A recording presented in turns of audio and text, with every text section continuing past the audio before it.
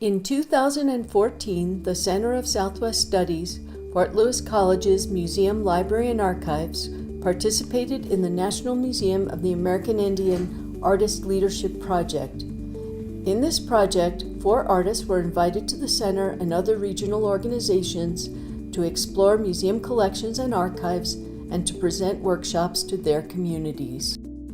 Fort Lewis College, located in Durango, Colorado, sits on the Colorado Plateau and is homeland to many Native peoples.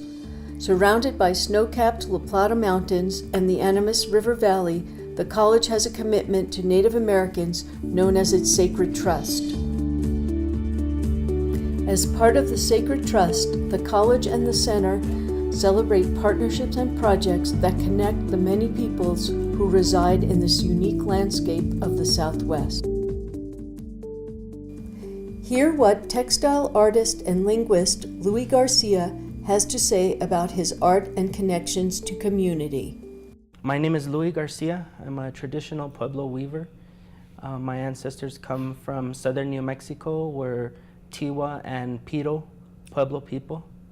And our people in our area have a very long tradition of Pueblo weaving since prehistoric times. Our people were the first group of Pueblo people that were encountered by the Spanish as they came up the Camino Real and along the Rio Grande that comes up through New Mexico. And our people flourished in that valley known as the Rio Abajo.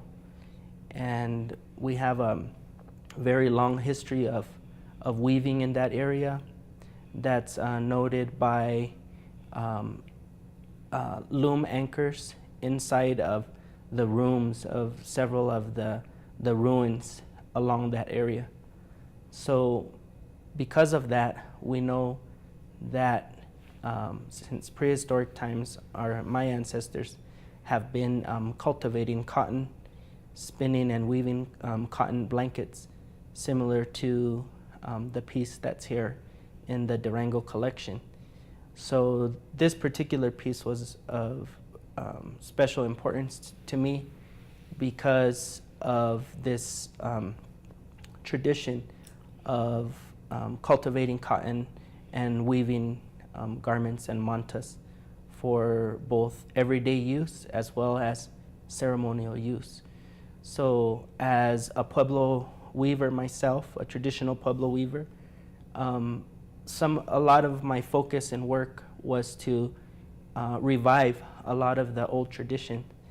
And because very few Pueblo fiber artists work with and cultivate their own cotton, I decided that that was a very important step that I wanted to take as a Pueblo fiber artist. And I started cultivating cotton in Albuquerque for the past 5-6 years, where I've been growing from the ancestral Hopi cotton, the short staple Hopi cotton, as well as the natural colored cotton, such as natural brown and natural green varieties that I've grown over the last 5-6 years, which I then hand gin, card by hand, and spin to make much of the yarn for some of my weaving. A lot of the yarn that I produce from the cotton that I grow is actually, I share it with some of the religious leaders in many of the Pueblo villages for use in the ceremonial aspect of our Pueblo religion and ceremonies. So that's mainly part of my main reason for going back into and exploring some of the traditions in terms of the agriculture, the traditional agriculture, cultivation of native seeds, as well as producing the fiber as opposed to using commercial cotton fibers. That's what I wanted to take that step just to get a little bit closer to the ancient tradition of my ancestors. And I believe that having that experience, it's really given me a greater sense of connection with my Pueblo ancestors in terms of the whole aspect or the holistic aspect and the significance of these textiles in our tradition in terms of our religion and many of the ways that these textiles are used in different ceremonies and the significance and meaning behind that.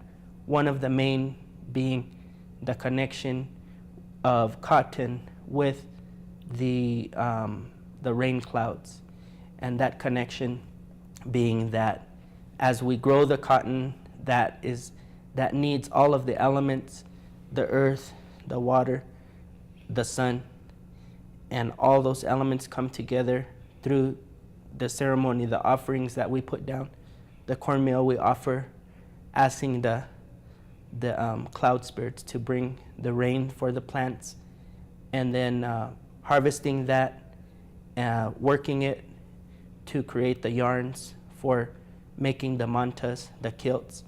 So in essence, each garment, each manta in and of itself is a rain cloud that we then wear for our most important ceremonies to bring the rains to bless the people so that we can continue our way of life, our ceremonies, our traditions on into future generations, living in a humble way and offering our most humble prayers for balance and beauty on earth.